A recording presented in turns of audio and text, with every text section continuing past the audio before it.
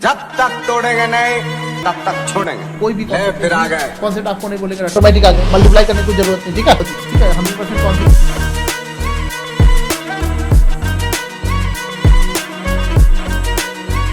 सब राज्य खुशे।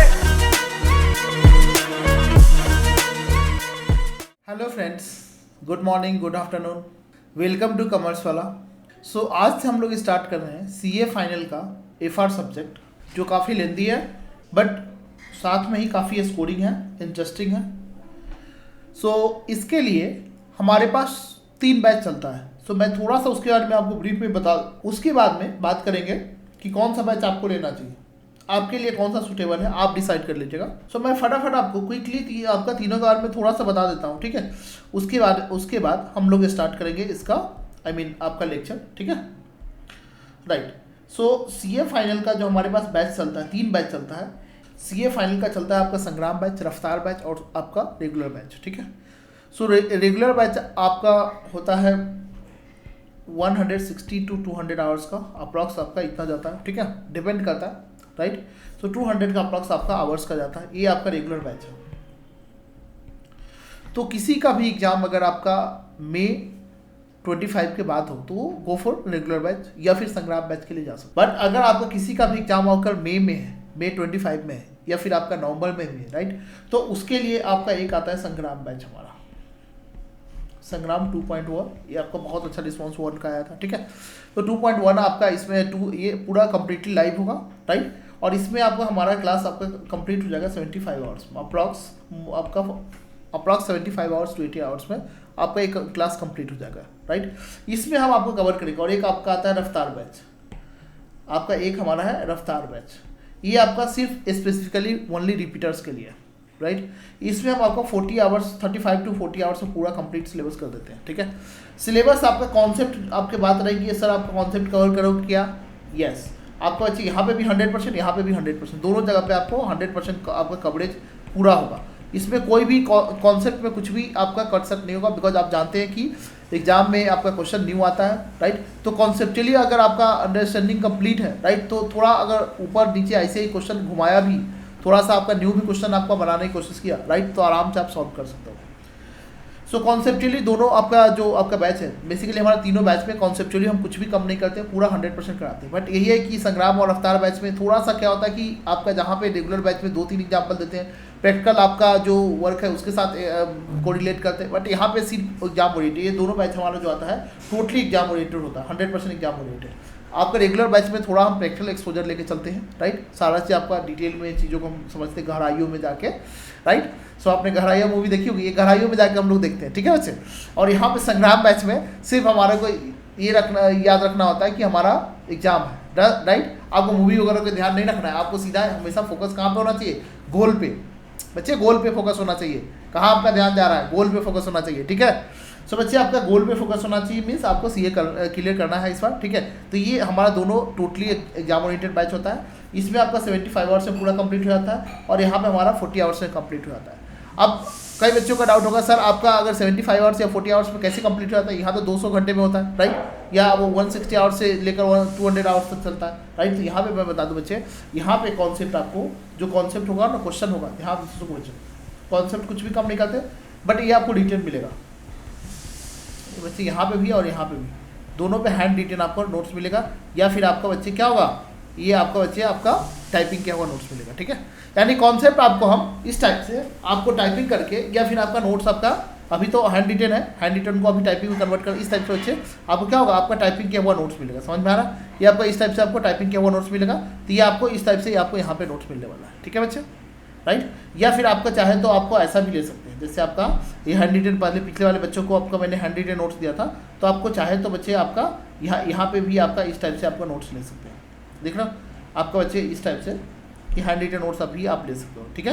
तो इस तरीक़ा से आपको हैंड रिटन नोट्स भी अवेलेबल करा देते हैं। इसी से हम आपको क्लासेस करते हैं, ठीक है। इसी से क्या करते हैं बच्चे, आपको क्लासेस करते हैं। इससे क्या होता है कि आपका जल्दी से जल्दी कंप्लीट हो जाता है, जल्दी से जल्दी आपको कॉन्सेप्ट लिखने की टाइम आपका सेव हो जाता है, और दूसरा आपको भी लिखने का टाइम बच जाता है, पूरा आपका 100% फोकस आपका यहाँ पे रहता है। तो मैं कोशिश करता हूँ जो मिनिमम आपका हमारे पास जो जितना भी टाइम अवेलेबल है, राइट 75 आवर्स, राइट उसमें 100% सारा कॉन्सेप्ट को अच्छे से कर लूँ, राइट एग्जाम ओरिएंटेड मैनर में, और उसके बाद में क्वेश्चन भी यहाँ पे हम लोग पूरा जितना आपका लगभग 700 क्वेश्चन जो एग्जाम में उसे समझ में बाहर से आएगा नहीं, ठीक है।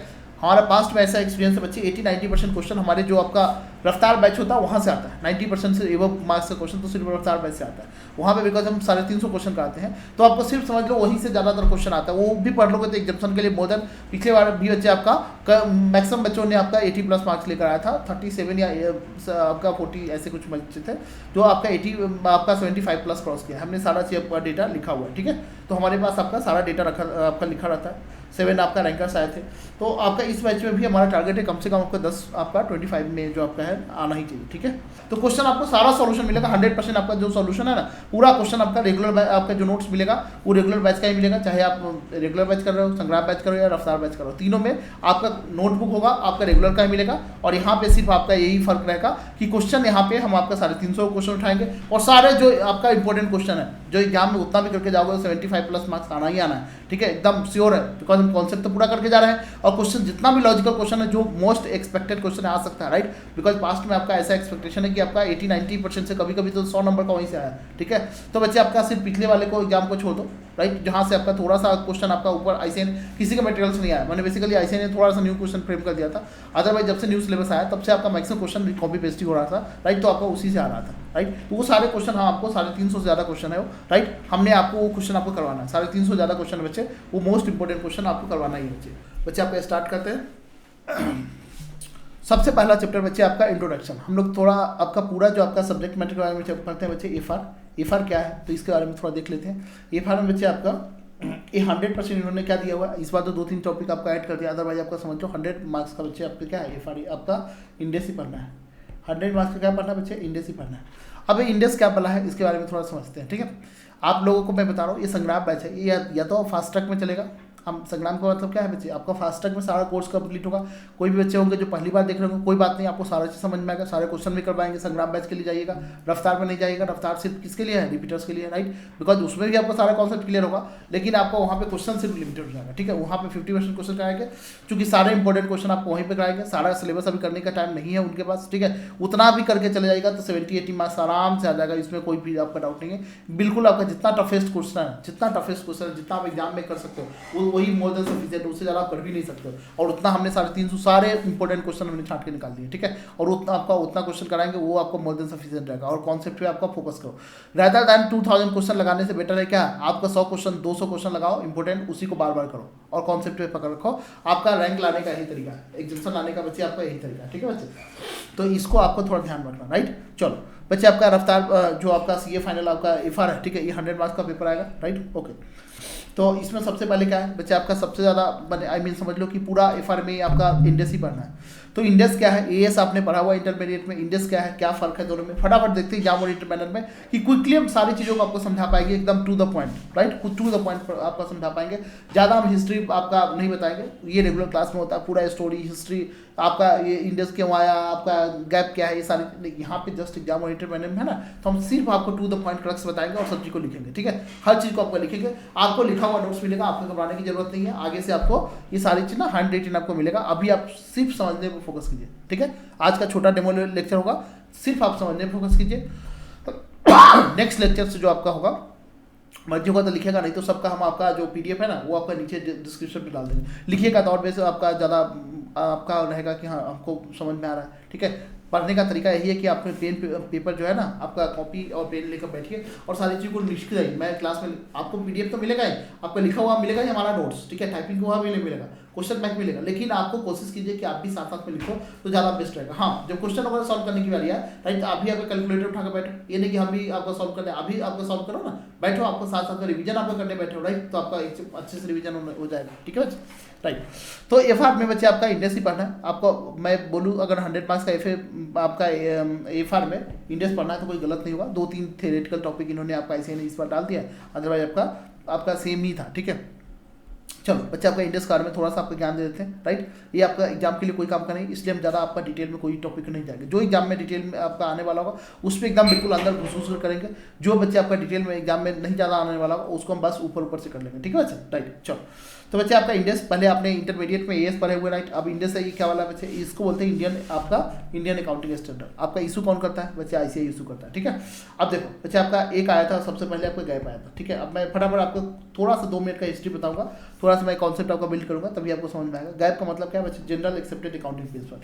अब ये जब अकाउंटिंग आपका इनिशियल में जब स्टार्ट हुआ था तो सभी आदमी अपने अपने तरीका से अकाउंटिंग कर रहे थे। अब अकाउंटिंग आपका क्यों करते हैं बच्चे, आपका एसेट लायबिलिटी, मैंने अब मैं बिजनेस कर रहा हूँ तो मुझे जानना होता है ना।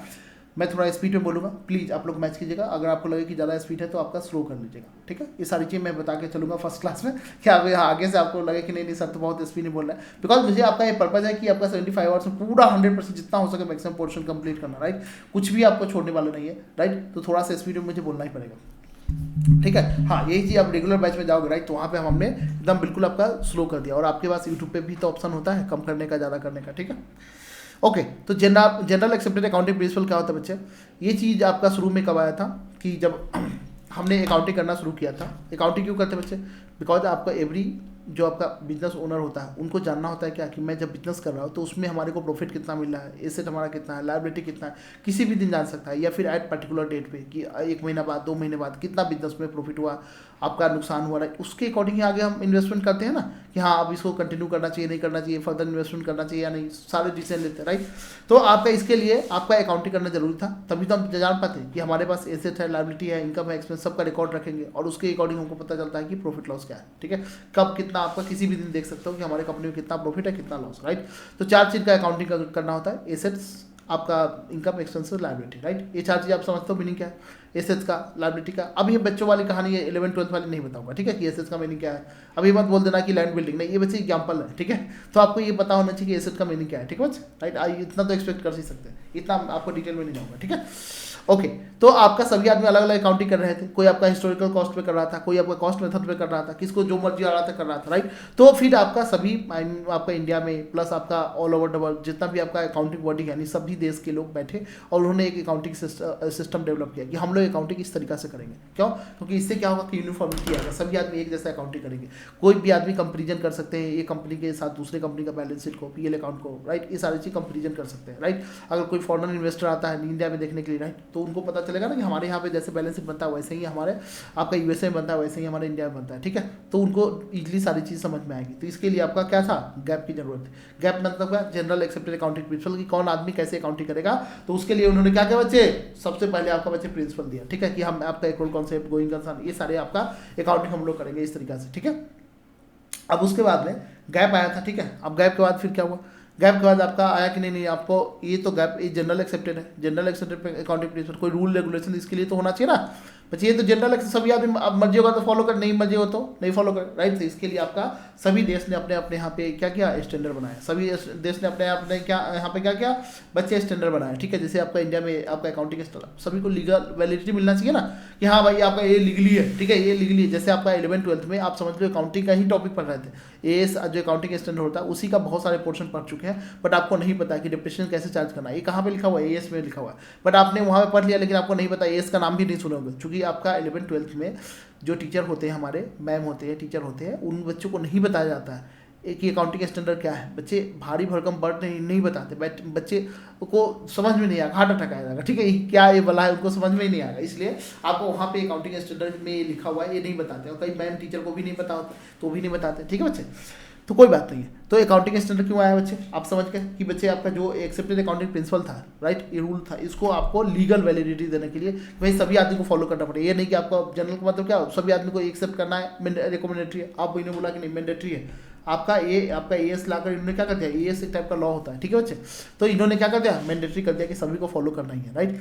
और आपका इंटरनेशनल लेवल पे इस टाइम पे क्या हो रहा था बच्चे, आपका आईएएस बन रहा था, वो थोड़ा और आगे चलेगा, ठीक है। इंटरनेशनल अकाउंटिंग स्टैंडर्ड बनाया, उसके बाद में उन्होंने आईएफआरएस पे काम करना शुरू कर दिया, ठीक है, आईएफआरएस पे काम करना शुरू कर दिया। उससे और क्यों, क्योंकि आईएफआरएस में क्या लिखा बच्चे, और ज़्यादा ट्रांसपेरेंसी होना चाहिए। पहले जो सिस्टम था उसमें आपका बहुत सारे ट्रांजेक्शन आपका कवर नहीं थे। जैसे मान लो आपको कैशबैक अभी मिलता है, आप पेटीएम से रिचार्ज करते हो, पेटीएम कैशबैक भी देता है, राइट। तो उनको इस टाइप का ट्रांजेक्शन सब नहीं आपका कवर था, और आपका जो पुराने मॉडल थे, जैसे जैसे टाइम आपका बढ़ा, ट्रांजेक्शन का फॉर्म, साइज, नेचर सब कुछ बदल गया, राइट। तो ज़रूरत थी कि एक और आपका सिस्टम आए जिसके थ्रू हम क्या करें, आपका ट्रांजेक्शन पे डिस्क्लोजर, आपका वैल्यूएशन, ये सब करेक्ट तरीका से कर सके, ठीक है। तो इसके लिए क्या है बच्चे, आपका IFRS है। इसके लिए क्या है बच्चे, आपका IFRS है, राइट। तो देखो इंडिया में आपका क्या चल रहा था बच्चे, अकाउंटिंग स्टैंडर्ड। ध्यान सुनो बच्चे, इंडिया में क्या चल रहा था, इंडिया में बच्चे आपका अकाउंटिंग स्टैंडर्ड चल रहा था। इंडिया में कितने अकाउंटिंग स्टैंडर्ड बच्चे, 1 से लेकर 32 तक, 29 तक मैंडेटरी है और बाकी क्या है आपका रिकमेंडेटरी है, 1 से लेकर 32 तक। जहाँ पे इंडिया में बच्चे क्या था, 1 से लेकर 29 तक जो आपका AS था बच्चे, ये क्या था, इंडियन लेवल पे आपका AS चल रहा था अकाउंटिंग स्टैंडर्ड, ये आपका मैंडेटरी था, ये मैंडेटरी था। और आपका जो आपका 3 आपका AS है, जिससे आप यहाँ फाइनेंशियल इंस्ट्रूमेंट के नाम से पढ़े हो ना, पहले बच्चे वहाँ पे 30, 31, 32 आपका हुआ करता था। कहाँ पे, पुराने सिलेबस में बच्चे आपका AS में आपका ये चीज़ दिया हुआ था, ठीक है। ये रिकमेंडेटरी था, ऑप्शनल था। तो अब क्या हुआ है, अब क्या हुआ बच्चे, और इंटरनेशनल लेवल पे क्या चल रहा था बच्चे, तो बच्चे आपका इंटरनेशनल लेवल पे क्या चल रहा था, इंटरनेशनल लेवल पे, इंटरनेशनल लेवल पे बच्चे क्या चल रहा था, वहाँ पे चल रहा था बच्चे आपका IFRS। बच्चे IS 1 से लेकर 41 तक ऑलरेडी हमारे पास IFRS उन्होंने बना दिया था, ठीक है। 1 से लेकर IS इंटरनेशनल अकाउंटिंग स्टैंडर्ड बच्चे यहाँ तक चला गया था। और इन्होंने आपका IFRS किसको बोलते हैं बच्चे, 2 चीज़ का कॉम्बिनेशन। पहले मैंने बताया था ना, आपका इंटरनेशनल अकाउंटिंग स्टैंडर्ड बना था, ठीक है, और साथ साथ में वो आपका IFRS भी बना रहे थे। आपका क्या बना रहे थे बच्चे, आपका IFRS भी बना रहे थे, आपका ये भी बना रहे थे, ठीक है। ये आपका 1 से लेकर बच्चे आपका 16 तक आपका चला गया था, ठीक है बच्चे, राइट। तो ये आपका बच्चे आपका चला गया था, ठीक है। IS जिसको बोलते हैं बच्चे क्या, आपका IFRS बना रहा है, राइट। ये कौन इशू करता है बच्चे, आपका इंटरनेशनल अकाउंटिंग स्टैंडर्ड बोर्ड। ये कौन करता है बच्चे, अकाउंटिंग स्टैंडर्ड बच्चे अपना बोला इंडिया वाला जो, ठीक है, ICAI, ठीक है। और इसको कौन इशू करता है बच्चे,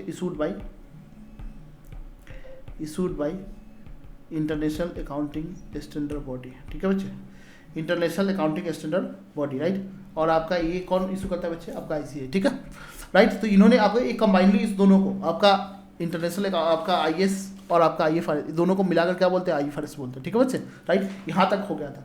अब आपका सिस्टम क्या था कि आपका लोगों को जो इंटरनेशनल पे इन्होंने बना दिया, ग्लोबल लेवल, राइट। अब फिर इंडिया में भी जोर था क्या बच्चे, इसमें क्या है, इसमें आपका ज़्यादा जोर किस पे दिया हुआ है, ठीक है। पहले आपका जो कोई भी ट्रांजेक्शन होता था ना, उस पर आपका हिस्टोरिकल कॉस्ट पे करते थे, राइट। हमारा पुराना मेथड था। अब जैसे जैसे आपका ह्यूमन का डेवलपमेंट हुआ आगे, ऐसे अकाउंटिंग को भी आपका समझ में आया ना कि आपका डिजिटल लेवल पे आपका अकाउंटिंग हो रहा है, डिजिटल आपका सारी चीज़ें हो रहा है, राइट। तो आपका सारी चीज़ जब आपका डिजिटल हो रहा है, राइट, तो फिर आपका अकाउंटिंग जब आपका सारी चीज़ें बच्चे आपका डिजिटल हो रहा है, राइट, तो अकाउंटिंग में भी रिवैल्यूएशन लाने की जरूरत थी ना। हर चीज़ में आपका बच्चे आपका अलग तरीका से कि ट्रांसपेरेंसी ज़्यादा होना चाहिए, डिस्क्लोजर आपका अच्छे तरीके से होना चाहिए, राइट। आपका चीज़ों को फेयर वैल्यू पे दिखाना चाहिए, ये सारी चीज़ आपका IFRS में था कि आपका ना अकाउंटिंग स्टैंडर्ड, अकाउंटिंग कैसे करो बच्चे, आपका लोगों को जितना आपका मैक्सिमम इन्फॉर्मेशन बता सकते हो उतना बताओ, ठीक है। तो इनमें आपका जो आपका IFRS है, ठीक है, इस पर ज़्यादातर आपका फोकस किस पे है बच्चे, डिस्क्लोजर पे। दूसरा फेयर वैल्यू पे, कोई भी आपका डेटा किस पे दिखाओ, फेयर वैल्यू पे, रिपोर्टिंग पे, ठीक है, कि रिपोर्टिंग आपका ज़्यादा से ज़्यादा जितना आप कर सकते हो रिपोर्टिंग पे आपका ज़्यादा फोकस है, ठीक है। ये सारे चीज़ क्या है आपका यहाँ पे प्रेजेंटेशन, डिस्क्लोजर, आपका रिपोर्टिंग, आपका ये जो बताया ना फेयर वैल्यू, इस सब पे ज़्यादा फोकस है, राइट। कि आपका जो यूजर आपका है फाइनेंशियल स्टेटमेंट के, उनको ज़्यादा से ज़्यादा अच्छे तरीका से आपको प्रेजेंट करके दो, फेयर वैल्यू पे सारी चीज़ें दिखाओ। बिकॉज जब बैलेंस शीट में हम ऑडिट जब करते हैं तो वहाँ पे लिखते हैं क्या कि आपका जो बैलेंस शीट है क्या है बच्चे, आपका ट्रू एंड फेयर व्यू है, right. Financial statement true and fair view दे रहा है। हमने आपका 10 साल पहले कोई आपका लैंड खरीदा 10 करोड़ में, आज उसको आपका आज भी 10 करोड़ में दिखा लो, तो ये गलत है ना। आज के डेट में उसका फेयर मार्केट वैल्यू 100 करोड़ है, तो आपका IFRS का बताएगा, इंडेक्स बताएगा कि आप इसको आज रिवैल्यूड अमाउंट पे फिर आपका दिखाओ 100 करोड़ पे, तभी तो आपका balance sheet true and fair view माना जाएगा कि यस आपका सब कुछ आपने ट्रू एंड फेयर व्यू बनाया है, यस, राइट। तो इसीलिए इन्होंने बच्चे आपका IFRS लेकर, आप अब इंडिया में भी दबाव आ गया कि आपको भी क्या करना है, आपको IFRS फॉलो करना है। तो IFRS में बच्चे आपका दो इन्होंने आपका ऑप्शन दिया कि आपको IFRS आपका जो ग्लोबल लेवल पे बच्चे इन्होंने आपका जो अभी सभी कंट्री है, ठीक है, आपका सभी लेवल को बोला क्या कंट्री को, राइट। जैसे आपका इंडिया है तो इंडियन आपका इंडिया में भी आपका फॉलो करो, आप पाकिस्तान वाले को भी बोला फॉलो करो, हालांकि वहाँ पे कोई सिस्टम नहीं है, लेकिन बोला चलो ठीक है अभी अकाउंटिंग IFRS को फॉलो करो, ठीक है। नेपाल है, भूटान है, सभी कंट्री को, ठीक है। तो ऑलमोस्ट आपका इन्होंने बोला सभी को करना है, राइट। तो ग्लोबल लेवल पे तो इन्होंने किया, ठीक है, ग्लोबल लेवल पे किया। तो इन्होंने आपका अदर कंट्री को बोला क्या कि हमने बना दिया है, हमने आपका सिस्टम बना दिया है, आप इसको चाहे तो आईटी चीज़ आपका अप्लाई कर लो, ठीक है, फाइनेंशियल स्टेटमेंट जब बनाओगे, राइट। तो आपका इंटरनेशनल लेवल पे तो इन्होंने बोला क्या कि आपका इसको आईटी चीज़ आपका अडॉप्ट कर लो, इसको बोलते हैं अडॉप्शन ऑफ बच्चे आपका IFRS, ठीक है, adoption of IFRS as it is आपका अडॉप्ट कर लो। दूसरा इन्होंने बोला क्या, फिर बच्चे या और कन्वर्ज कर लो, कन्वर्ज ऑफ IS आपका कन्वर्ज ऑफ IFRS, ठीक है बच्चे, आपका IFRS। ये सारा चीज़ ना अच्छे से आपको नोट्स लिखा हुआ मिलेगा, तो घबराने की जरूरत नहीं, जितना भी लिख रहा हूँ बच्चे आपका उतना लिखो, बाकी बात आपका अच्छे तरीका से ना आपका लिखा हुआ मिलेगा। हम यहाँ पे आपको इसलिए लिखा आपको पसंद किया है बिकॉज आपको ये ना ये चीज़ें आपका हम यहाँ से ऑलरेडी आपको लिखा हुआ है, तो हम सारी चीज़ें फटाफट समझा देंगे, ठीक है। तो इन्होंने आपका इंटरनेशनल लेवल पे बच्चे आपका 2 ऑप्शन दिया, मैं आपको यहीं से दिखा देता हूँ।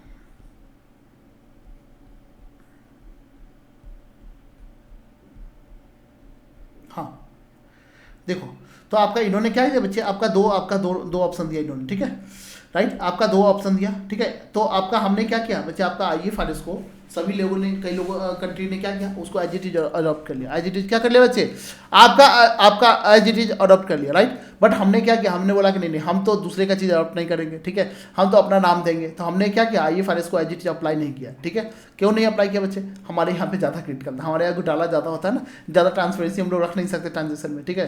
हर आदमी चाहता है टैक्स चुराना, प्रॉफिट कम करना, ठीक है, तो इसीलिए ज़्यादा ट्रांसपेरेंसी नहीं दिखा सकते, इसीलिए हम लोगों ने क्या किया, हम लोगों ने उसको आपका अलग कर दिया। हम लोगों ने क्या किया, हम बोले कि नहीं हम तो आपका एज इट इज अडॉप्ट नहीं कर सकते, हम क्या करेंगे बच्चे, हम उसको कन्वर्ट करेंगे, हम उसको क्या करेंगे, कन्वर्ट करेंगे, राइट। तो हमने अपना वर्जन लॉन्च किया, हमने क्या किया बच्चे, हमने अपना वर्जन लॉन्च किया, राइट। अपना वर्जन में क्या किया हमने बच्चे, हमने आपको इसका नाम दिया, इसमें कुछ चीज़ें हम लोग एज इट इज, हमारे यहाँ पे आपका इंडियन इकोनॉमी में IFRS अप्लाई नहीं हो सकता था, राइट। तो हमने क्या किया, उसमें थोड़ा सा चेंजेस किया। हमने देखा कि हमारे काम का जो चीज़ नहीं है, हमारे इंडियन इकोनॉमी में उस टाइप का सुटेबिलिटी आपका नहीं होगा, राइट, बहुत सारे प्रोविजन उसमें दिया हुआ था, तो जो लगा कि हमारे काम का चीज़ नहीं है उसको हमने हटा दिया, ठीक है। तो उसका बच्चे आपका नाम दिया क्या, कार्व आउट। जो आपका IFRS में चीज़ें थी उसको हमने हटा दिया, जब इंडेक्स बनाया ना तो उसमें हमने हटा दिया, राइट। तो इंडेक्स में जो चीज़ें बच्चे हटा दिया, जो IFRS कॉपी पेस्ट किया, लेकिन हमने क्या किया बच्चे, IFRS को as it is copy paste नहीं किया। IFRS में जो आपका चीज़ें दिया था इसमें से कुछ हमने क्रॉस कर दिया, हटा दिया, इसको हटा दिया, इसका नाम क्या दिया आपका कार्व आउट, इसका नाम हमने क्या दिया, कार्व आउट, ठीक है। यानी आपका changes in accounting treatment as given in the IFRS, बच्चे आपका जो IFRS में दिया था उसको हमने हटा दिया, राइट। उसका क्या नाम दिया, हमने इंडेक्स में उसको लिया ही नहीं, उसको बोला क्या, बिकॉज हमारे इंडियन इकोनॉमी के लिए सूटेबल नहीं था, तो उसको हमने नाम क्या दिया बच्चे, उसको नाम दिया आपका कार्व आउट, ठीक है। और जिसको हमने बच्चे आपका आई मीन वो क्या था जिसमें आपका IFRS में था, सुनो IFRS में था, आपको उसको हटा दिया, उसका कार्व आउट, राइट। और जो चीज़ें IFRS में नहीं था बट हमारे इंडियन इकोनॉमी के लिए ज़रूरी था, ठीक है, क्योंकि आपका हर जगह के कंडीशन अलग होता है ना, तो हमारे इंडियन इकोनॉमी के लिए ज़रूरी था, हमने कई जगह पे आपका ऑप्शन देना था, राइट। तो हमने उस चीज़ों को आपका ऑप्शन दिया, राइट। तो ऑप्शन दिया तो उस चीज़ों को हमने एडिशनल डाला अपने इंडेक्स में, राइट। तो उसको नाम दिया हमने क्या, आपका कार्व इन, ठीक है।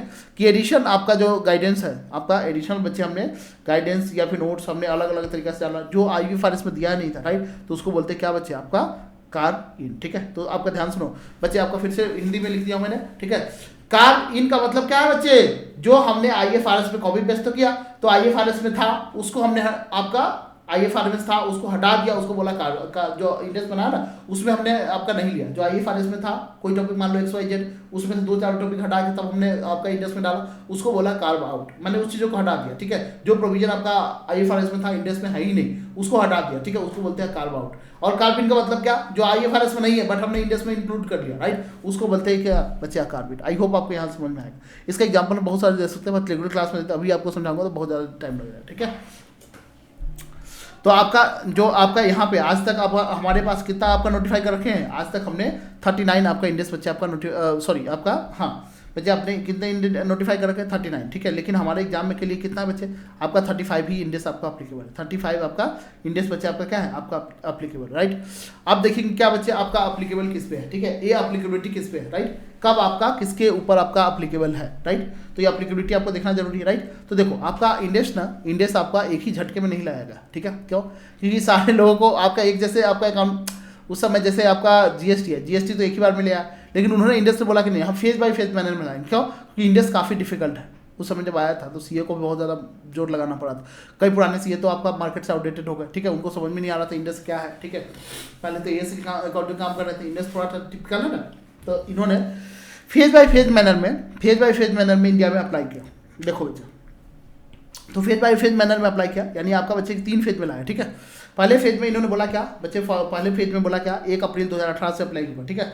इन्होंने आपका क्या बोला बच्चे, आपका फर्स्ट फेज में, आपका ध्यान सुनो बच्चे, आपका फर्स्ट फेज में जो आपका इन्होंने लाया, राइट, इन्होंने कब लाया बच्चे, इन्होंने आपका 18 से नहीं बच्चे, आपका यहाँ पे अप्लाई किया कब से बच्चे, आपका यहाँ पे देखो, अब मैंने इसी में आपका वो कर दिया, नोट कर दिया, तो आपको थोड़ा समझ में आपका NBFC के लिए, ठीक है। तो पहला पॉइंट आपका लिखो आपका उसके लिए, मैं आपको थोड़ा सा मॉडिफाई कर देता हूँ, जिसको आपको लिखना है ना वो लिख लीजिए, बाकी हम आपको सबको ना नोट्स आपको दे देंगे, घबराओ नहीं, ठीक है, सबको आपको नोट्स मिल जाएगा, ठीक है। तो फर्स्ट फेज में आपका जो इन्होंने लेकर आया, ठीक है, फर्स्ट फेज में किसके लिए लाया, आपका ध्यान सुनो, फर्स्ट फेज में लाया, इन्होंने बोला कि इंडियन कंपनी पे कैसे अप्लाई होगा, ठीक है। अब मुझे बताओ बच्चे, इंडियन आपका जो इंडेस है, आपको बाहर वाले कंपनी में अप्लाई होगा क्या, नहीं, आपका ये इंडिया में है, तो इंडियन आपका नाम ही क्या है बच्चे, इंडियन है आपका ये, ठीक है। तो इंडियन कंपनी के लिए, ये किसके लिए बच्चे, आपका इंडियन कंपनी पे ओनली अप्लाई होगा, आपका जो फॉरेन की कंपनी है उनके ऊपर अप्लाई नहीं होगा, ठीक है, फॉरेन की कंपनी जो है उनके ऊपर आपका अप्लाई नहीं होगा, ठीक है बच्चे, राइट। तो ये सिर्फ आपका इंडिया में है, तो इंडिया के लिए ही अप्लाई होगा और इंडियन कंपनी पे ही अप्लाई होगा, ठीक है, बाहर वाले कंपनी पे आपका अप्लाई नहीं होगा, राइट। फिर आपको उसका सीरीज बताएंगे कि जैसे आपको इंडेस का नंबर याद करना है क्या बच्चे, आपको अभी टेंशन लेने की जरूरत नहीं है, मैं ओवर द पीरियड आपको जैसे जैसे करवाते जाऊँगा सारा नंबर आपको ऑटोमेटिक आपको याद हो जाएगा, ठीक है, ऑटोमेटिक क्या हो जाएगा बच्चे, आपको याद हो जाएगा, राइट, आपको अलग से कुछ भी याद करने की जरूरत नहीं, राइट। तो देखो मैं यहीं से दिखा देता हूँ, देखो आ जाओ बच्चे यहाँ से, इंडियन कंपनी पे सबसे पहले कब से अप्लाई हुआ, ठीक है। तो इंडियन कंपनी पे देखते हैं, ठीक है बच्चे, कहाँ से अप्लाई हुआ, देखो ये आपका फेज 1 में फ्रॉम 1 अप्रैल 2016, राइट, आपका फेज 1 में पहले आपका इंडियन कंपनी में बोला क्या कि 1 अप्रैल 2016 से किस कंपनी पे अप्लीकेबल है, राइट। तो बोला क्या कि ऑल कंपनी लिस्टेड, आपका जो लिस्टेड है और आपका अनलिस्टेड है, जिसका नेटवर्थ मोर देन ये और इक्वल टू, ध्यान रखना, मोर देन और इक्वल टू, ये चैप्टर बच्चे एग्जाम के लिए टोटली इरेलेवेंट है, ध्यान सुन लो बच्चे, इसमें 1 या 2 क्वेश्चन आपका रिलेवेंट है, सिर्फ आपको वही आपका मैं बताऊंगा, बाकी क्वेश्चन का सॉल्यूशन सारे दूंगा, जो रफ संग्राम बैच है उसको तो पूरा करवाएंगे क्वेश्चन, और अवतार बैच है उसको 2-3 जो इंपॉर्टेंट क्वेश्चन है इस चैप्टर का वही, बिकॉज एग्जाम के लिए टोटली रिलेवेंट है, कॉन्सेप्ट लेकिन पूरा कराऊंगा, कॉन्सेप्ट में कुछ भी कम नहीं करने वाले हैं, कॉन्सेप्ट हम आपको सभी को सारे कॉन्सेप्ट करवाएंगे, ठीक है।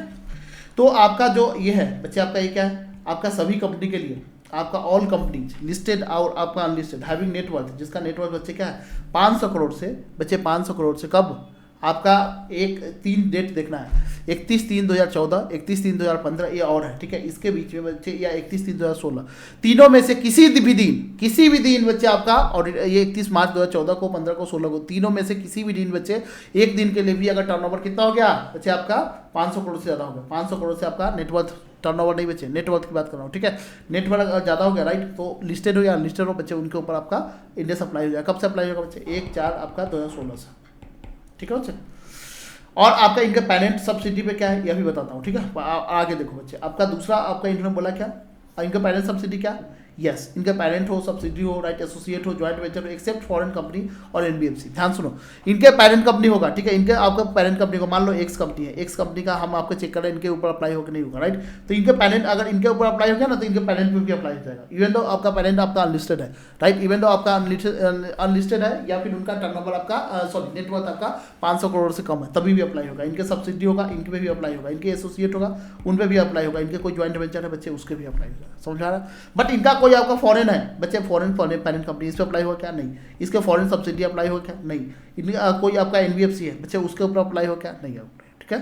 तो ये ध्यान रखना है, तो ये आपका ये पॉइंट है फर्स्ट कि आपका बच्चे इनके सिर्फ आपका इसका क्वेश्चन कराओगे तो और ज़्यादा क्लियर होगा, ध्यान रखो बच्चे, इनके पेरेंट सब्सिडी सब पे अप्लाई हो जाएगा। मैंने एक्स लिमिटेड का देखा, एक्स लिमिटेड पे देख रहा हूँ कि इसके ऊपर आपका इंडेस अप्लाई होगा कि नहीं, राइट। तो ये आपका कोई हमारा क्लाइंट है, ठीक है, तो इनके पेरेंट कंपनी पे भी अप्लाई हो जाएगा, और इनके ऊपर अप्लाई हुआ है तो इनके सब्सिडी पे, इवन तो उनका आपका क्राइटेरिया फुलफिल नहीं हो रहा है, राइट, इनके एसोसिएट ज्वाइंट वेंचर सब पे सिर्फ आपका फॉरेन कोई कंपनी है, मान लो इसी का कोई आपका फॉरेन है, या फिर इंडिया का कोई फॉरेन, मैंने समझे कि नहीं, फॉरेन कोई कंपनी है तो उस पर अप्लाई नहीं होगा, या फिर NBFC ही है, इंडिया का है NBFC, तो उस पर अप्लाई नहीं होगा, ठीक है बच्चे, राइट। चलो आपका 1 अप्रैल 2017 से इन्होंने क्या बोला, ठीक है। अब इसका बच्चे आपका नेटवर्थ कैसे निकालोगे तो आगे बताऊंगा, ठीक है।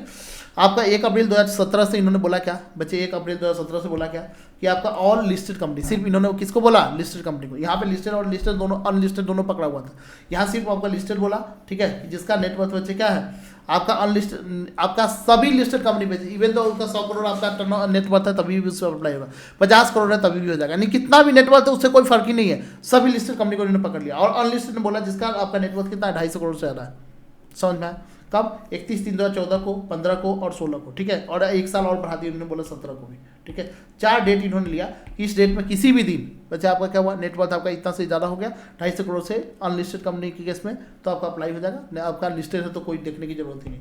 इनके पेरेंट सब्सिडी जो फर्स्ट वाले पॉइंट में था सेम है, ठीक है, इनके पेरेंट सब्सिडी सब पे हो जाएगा, राइट।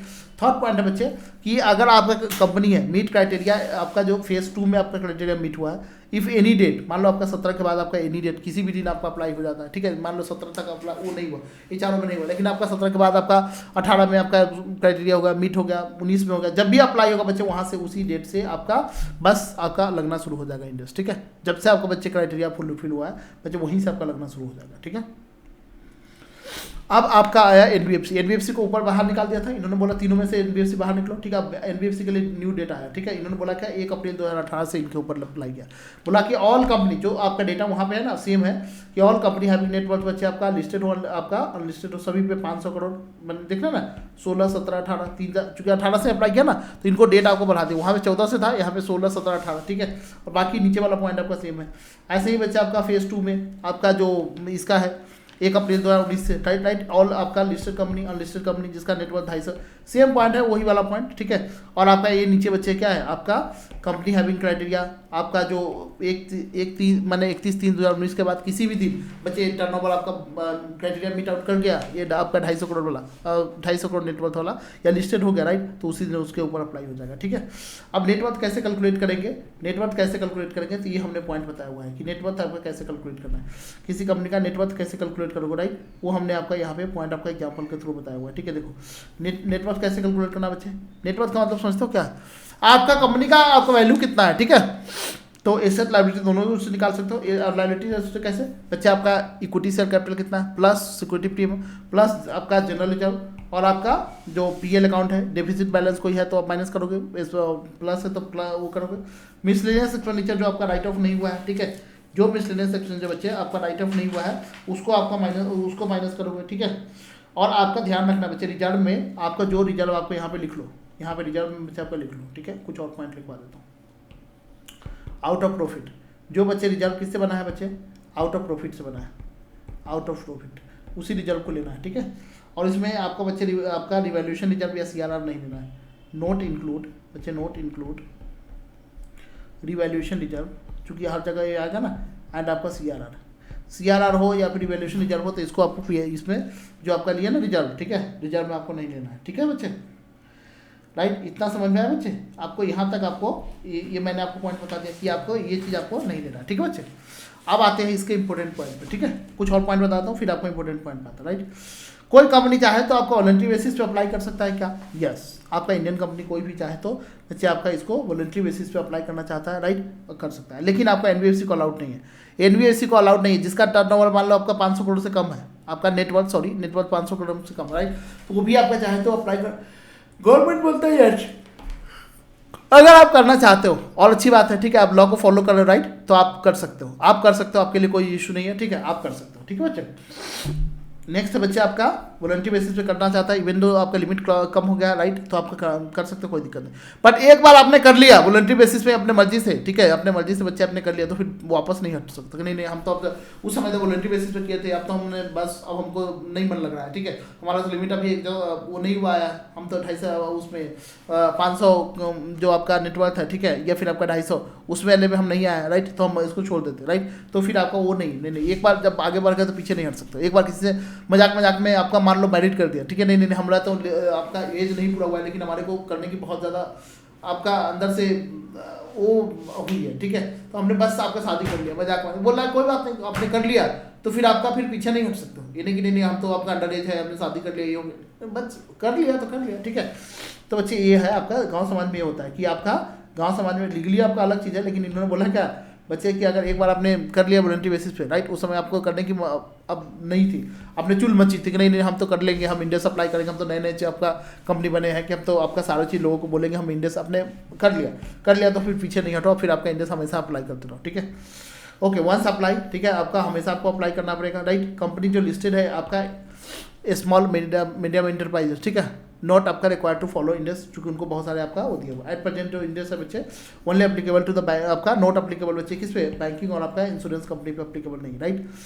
आपका ये चीज़ आपका उस पर एप्लीकेबल नहीं है, ठीक है बच्चे। इंडेस आप बनाओगे, इंडेस जब अप्लाई करोगे ना तो इंडेस के अकॉर्डिंग क्या करना पड़ेगा, आपको बैलेंस शीट बनाना पड़ेगा। इंडेस के अकॉर्डिंग आपको बैलेंस शीट बनाना पड़ेगा। कुछ आप मिसलेनियस पॉइंट, ठीक है बच्चे, कुछ आपका मिसलेनियस पॉइंट, राइट। आ जाओ, अब जब क्वेश्चन करोगे ना बच्चे, आपका जब क्वेश्चन करोगे राइट, तो उसमें आपका क्या क्या मिसलेनियस पॉइंट आएगा, राइट। आपको अब ये पॉइंट आपको हम करवा देते हैं, ठीक है, कि मिसलेनियस पॉइंट आपको क्या क्या आ सकता है। जो आपका क्वेश्चन करोगे तो वहाँ पे क्वेश्चन तो हालांकि हम सभी क्वेश्चन करेंगे ही, राइट। तो वहाँ पे क्या क्या मिसलेनियस पॉइंट आ सकता है, राइट। इसको हम आपको एक बार आपको बता देते हैं कि क्या क्या मिसलेनियस पॉइंट आ सकता है, ठीक है बच्चे, राइट। तो आपको एक बार हम आपको समझा देते हैं, सारे मिसलेनियस पॉइंट आपको समझा देते हैं, राइट।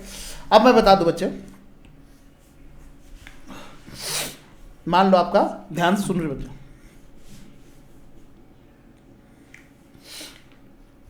मैं आपको बता रहा हूँ क्या, ये एक्स लिमिटेड है, ये वाई लिमिटेड है, ठीक है।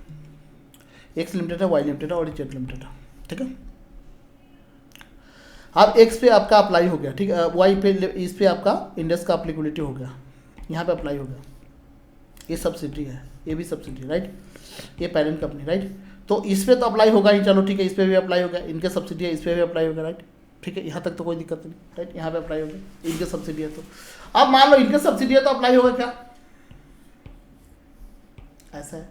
इनके ऊपर इंडेक्स अप्लाई हो गया, इनके ऊपर आपका इंडेक्स अप्लाई हो गया, ठीक है। इनके ऊपर आपका इंडेक्स अप्लाई हो गया, तो आपका इनके ऊपर आपका इंडेक्स अप्लाई हो गया क्या बच्चे, इसको बोलते हैं फेलो सब्सिडी, ठीक है।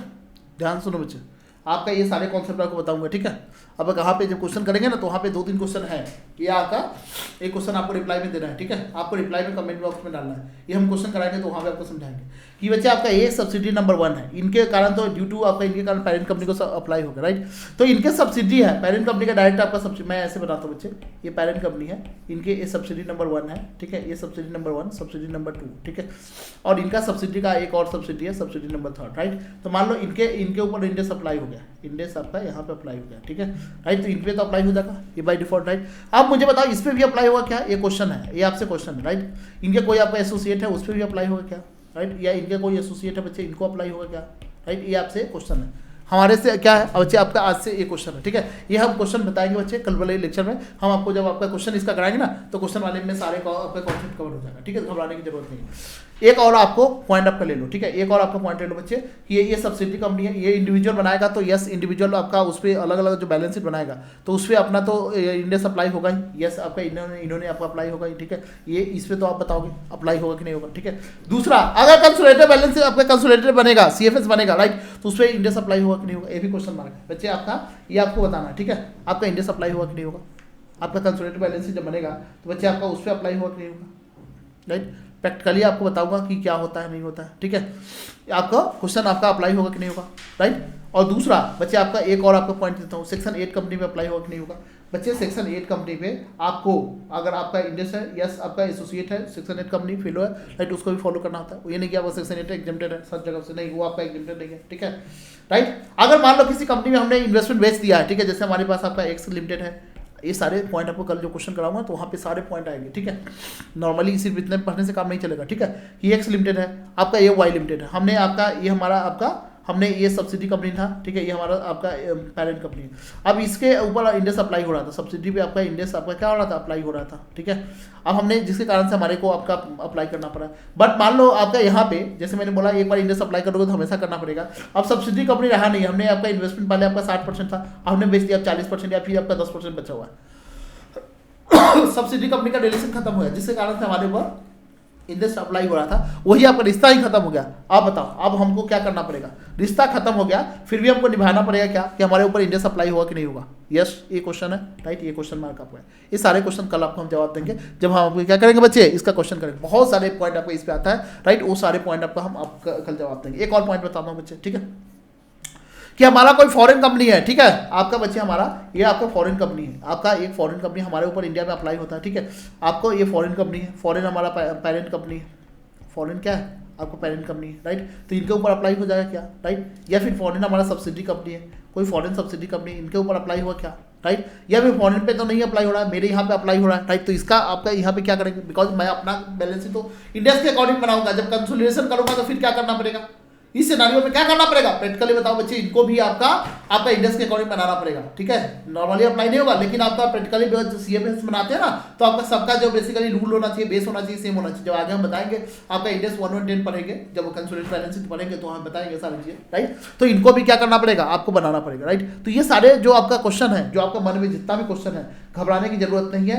आपका ये सब हम कल आपको टैकल करेंगे, सबका आपका बदला लेगा आपका भाई, ठीक है। यानी एक आपका डायलॉग हमारा को बहुत पसंद है, ठीक है, कि आपका सबका बच्चे, आपका बाप का, दादा का, परदादा का, जो भी आपने आज तक पाप किया है, सबका आपका इस बार May 25 में आपका पूरा क्वेश्चन बताएगा बच्चे आपका भाई, कि आपका बस आपको इतना कर लीजिए, इसके बाहर क्वेश्चन आएगा नहीं, चाहे जितना भी इफ बट वाले क्वेश्चन होगा, सारे क्वेश्चन मैं आपको बताऊं ना कि समरी आपका क्लास है, घबराने की जरूरत है। 60, 65, 70 घंटे में जो मैंने आपको बोला है, सारे क्वेश्चन का क्रक्स आपको बता दूंगा, सारी चीज लिख कर दे दूंगा, ठीक है। बस उससे बाहर क्वेश्चन आएगा नहीं, एकदम आंख उनके गारंटी से जाओ, 70, 75, 80 नंबर आराम से आ जाएगा, उसमें कोई आपका घबराने वाली, सारा ट्रायल एंड टेस्टेड मेथड है, ठीक है बच्चे।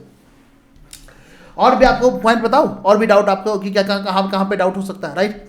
ये आपको जस्ट छोटा सा क्लास है, ये इंट्रो क्लास है, इसलिए हमने आपको ज़्यादा आपका ट्रिक नहीं बता रहे हैं, नहीं तो जितना भी इस क्वेश्चन में आने वाला है वो सारे पॉइंट हमको पहले ही लिखवा देंगे, ठीक है। तो हमारा जो कॉन्सेप्ट बुक है ना, वो सिर्फ कॉन्सेप्ट बुक आपका है, वो कॉन्सेप्ट बुक नहीं है बच्चे, क्वेश्चन का भी सार उसमें लिखा हुआ है, जितना भी क्वेश्चन है आपका सारे क्वेश्चन का सार लिखा हुआ है। जब क्वेश्चन कराऊंगा तो हर क्वेश्चन का आपका वहाँ पे लिखवाऊंगा, ठीक है। तो क्वेश्चन का सार सिर्फ उतना रिवाइज करके चले जाओगे, कॉन्सेप्ट बुक को बार बार आपको रिवाइज करना है, 4 बार रिवाइज करना है, फेल होने से आपका पास होने से कोई नहीं रोक सकता, ठीक है बच्चे। 4 बार अगर आपने रिवाइज कर लिया अच्छे से बच्चे, पास जितना बार आप रिवाइज करोगे आपका पास होने की प्रोबेबिलिटी आपकी बढ़ती जाएगी, ठीक है बच्चे, राइट। तो आई होप आपको एक क्लास समझ में आया होगा, और आपका 2-4 आपको ट्रिकी पॉइंट दूं, थोड़ा सा दिमाग आप भी लगाओगे कि इंडेक्स आपका कहाँ पे, तभी तो क्वेश्चन करेंगे कल बच्चे हम। क्वेश्चन सारा आपको मैंने बोला ना कि आपको लिखने की जरूरत नहीं, हर चीज आपको लिखा हुआ मिलेगा बच्चे। आपको क्या मिलेगा, आपको हर चीज लिखा हुआ मिलेगा, आपको लिखने की जरूरत नहीं है। हाँ, कल वाले क्लास में लिख लेना बच्चों का, तो कल हम सारे क्लासेस आपको लिखवा देंगे, बट आगे से हम आपको क्लास में लिखेंगे, हम लिखेंगे, मेहनत हम करेंगे, आपका फल आपको मिलेगा, यानी सारा आपको लिखा हुआ एकदम best of the best quality में। बिकॉज हमने आपका जो भी बच्चे था उसमें से हमने चूज किया,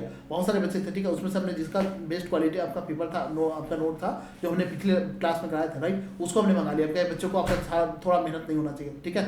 और ये क्लासेस आपका रिकॉर्डेड भी रहेगा, लाइव भी चलेगा, रिकॉर्डेड भी रहेगा, राइट। तो आप जितना और मर्जी अपने टाइम के अकॉर्डिंग, कन्वीनियंट के अकॉर्डिंग देख सकते हो, अनलिमिटेड व्यूज है, जितना और मर्जी है देखो। जैसे मार्केट में है 1.5 1.2, वो मुझे आज के नहीं समझ में आया कि 1.52 क्यों देता, 1 दे दो सीधा, वो 2 और 5 रखने की क्या जरूरत है। जब एक ही बार देखना है, दोबारा देख नहीं सकते, राइट। तो फिर 1 ही देखो ना, एक बार से दोबारा कौन देखेगा, या तो 2 दे या फिर आपको 1 दो, 1.6 1.5 देने का कोई मतलब नहीं, कोई बात नहीं, चलता है, ठीक है बच्चों। आपका ये चीज़ है। हाँ, तो स्टैंड एलोन आपका जो बैलेंस शीट होता है बच्चे, आपका स्टैंड एलोन आपका मतलब समझे बच्चे, आपका ये अपना सेपरेट बैलेंस शीट बनाएगा, यस, उस पर अप्लाई करेगा, और आपका कंसोलिडेशन पे, कंसोलिडेटेड फाइनेंशियल स्टेटमेंट भी अप्लाई होगा। क्या मान लो आपका एक्स और वाई, ये दोनों अपना, ये आपका ये सब्सिडी कंपनी है, ये आपका पेरेंट कंपनी है, यस, आपका इनके ऊपर अप्लाई है, इनके ऊपर आपका पेरेंट का कंपनी के ऊपर अप्लाई हो गया, तो सब्सिडी कंपनी के ऊपर भी अप्लाई हुआ क्या, मुझे बता दो बच्चे, आपका यस, इसके ऊपर भी अप्लाई होगा, राइट। तो जो सीएफएस बनाएंगे तो इसके ऊपर भी अप्लाई होगा क्या, ये बताओ बच्चे, ये सारे क्वेश्चन है, ठीक है। तो ये सारे क्वेश्चन का निदान आपको जो है, और आपका जो आपका नेटवर्क है हम कब देखते हैं, राइट, उसमें और क्या क्या कैलकुलेशन कर सकते हैं, राइट। ये सारे पॉइंट का कल जो हम आपको सार जो है ना, एक बार और आपके समझ लिख पाएंगे, जितना भी क्वेश्चन आ सकता है वो सारे पॉसिबल आपका 7-8 नोट आपको हम अलग से यहाँ पे आपका 8-9 नोट्स लिखवाएंगे। इसमें क्या होगा कि जितने भी पॉइंट है क्वेश्चन में, आपका सारे क्वेश्चन भी हो जाएगा उतना करने के बाद, और सारे क्वेश्चन आपको फटाफट यूं हो जाएगा, यूं आपको लग रहा होगा इसका आपका इंडेक्स का क्वेश्चन आपका डिफिकल्ट है बच्चे, इंडेक्स बहुत ईजी है,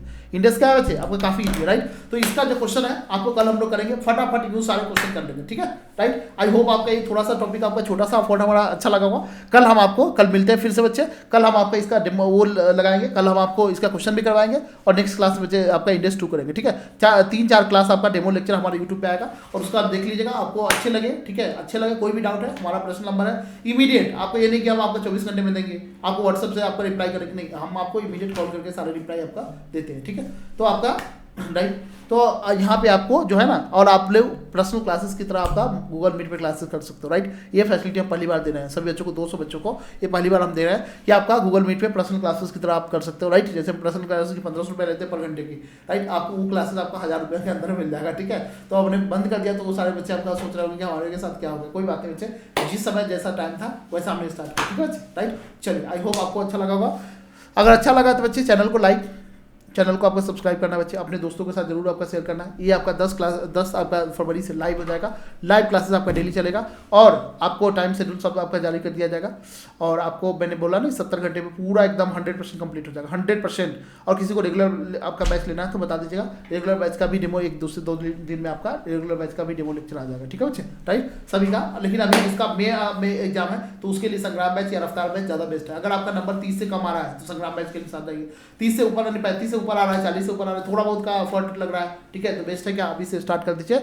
और आपका उसके लिए आपके लिए ही बना है, सारा अमेंडमेंट के साथ बच्चे आपके लिए रफ्तार बैच बना है, ठीक है। आप सिर्फ रफ्तार बैच के साथ ज़्यादा दिक्कत है तो रफ्तार, वहाँ पे सारा क्वेश्चन हो जाएगा, बैच यही चलेगा, वहाँ पे सारा क्वेश्चन हो जाएगा, कॉन्सेप्ट सेम रहेगा, ठीक है। बस क्वेश्चन वहाँ पे नंबर ऑफ क्वेश्चन ज़्यादा है, यहाँ पे नंबर ऑफ क्वेश्चन कम है, राइट। आपको 500 रुपये एक्स्ट्रा लगाइए तो आपको कुछ अमाउंट करने की जरूरत नहीं, सारा क्वेश्चन हमने खुद करा के आपको दिया हुआ है, ठीक है। तो नेक्स्ट क्लास में आप देखेंगे हमारा जलवा, ठीक है। मिलते हैं नेक्स्ट क्लास में। ये सारे जो आपका टीचर पॉइंट है, राइट, इसके साथ जस्ट हमने हिंट्स दिया है और नेक्स्ट क्लास में देखते हैं बच्चे कौन सा लाइव कमेंट करते हो, राइट। चलो आपका एक क्लास नेक्स्ट वाला क्लास आपका बच्चे कल होगा, ठीक है। कल अगर किसी को आपका यूट्यूब पे जुड़ना होगा तो आप लाइव भी जुड़ सकते हैं, ठीक है। कल हम आपका यूट्यूब पे लाइव कर देंगे, ठीक है बच्चे। Thank you so much. ये क्लासेस कल का आपका टाइमिंग रहेगा बच्चे, आपका कल का टाइमिंग रहेगा अप्रॉक्स आपका 12 बजे, ठीक है बच्चे, 12 बजे हम लाइव कर देंगे। Thank you so much.